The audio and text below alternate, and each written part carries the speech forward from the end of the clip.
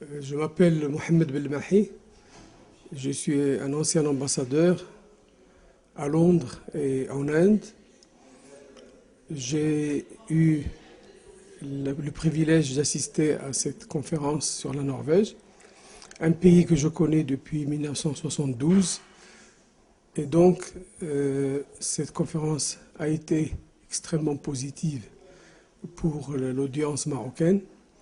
L'ambassadeur a traité d'abord des relations de son pays avec l'Union européenne et a abordé les questions bilatérales avec le Maroc.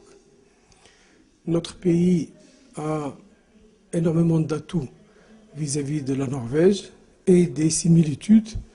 D'abord, le statut de la Norvège vis-à-vis de l'Union européenne reste similaire à celui du Maroc, puisque le Maroc, 65 à 67% de ses échanges se font avec l'Union européenne, la Norvège à peu près 75%, tout en étant non adhérent, un membre plein de l'Union européenne. La Norvège intègre systématiquement les lois européennes et les règlements européens, tout comme notre pays qui fait relativement de même. Les grandes orientations potentielles des relations maroco-norvégiennes peuvent être résumées dans les points suivants. Le Maroc a un avantage compétitif important en matière de sécurité alimentaire mondiale par ses réserves importantes de phosphate, par sa production d'engrais et d'acide phosphorique, et donc peut avoir un rapprochement effectif avec la Norvège au niveau de l'achat des soufres, au niveau de l'achat d'ammoniac, puisque sans le soufre et l'ammoniac, on ne peut pas faire d'engrais avec les phosphates.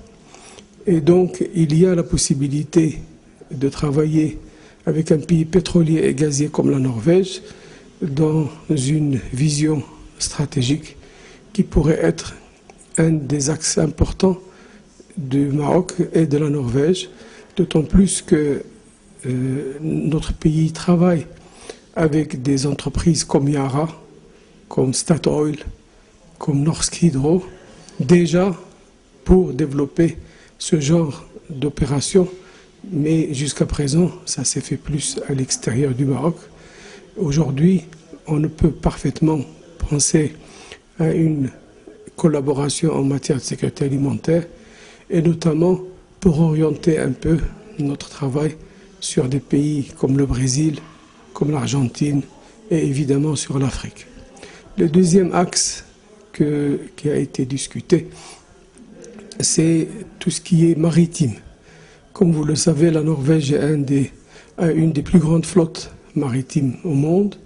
C'est un spécialiste des transports d'acide phosphorique, par exemple, et il a des contrats importants au Maroc.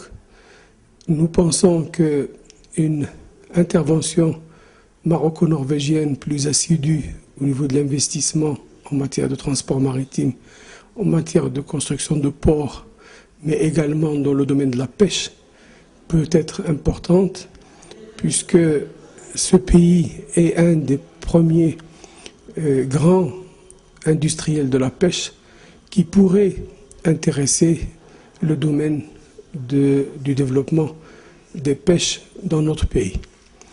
Le troisième volet qui a été discuté, c'est un peu la question du fonds souverain norvégien qui aujourd'hui représente quelques 900 milliards de dollars d'investissement dans presque 8000 entreprises dans le monde. Il représente entre 1,8 et 2% des sociétés cotées en bourse dans le monde, ce qui lui donne un levier énorme. Nous pensons que ce fonds souverain peut être attiré vers notre pays, investir au Maroc et contribuer un peu au développement industriel et économique du pays.